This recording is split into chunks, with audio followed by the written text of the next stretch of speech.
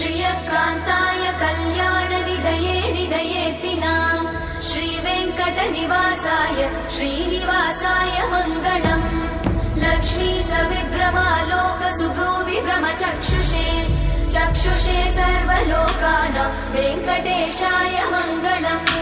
श्रीवेङ्कटाद्रिशृङ्गाग्रमङ्गलाभरणाङ्गये मङ्गलानां निवासाय श्रीनिवासाय मङ्गलम्।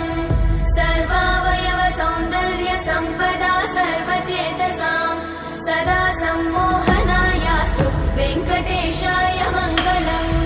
नित्याय निरवध्याय सत्यानन्दचिदात्मने सर्वान्तरात्मने श्रीमद् वेङ्कटेशाय मङ्गलम्।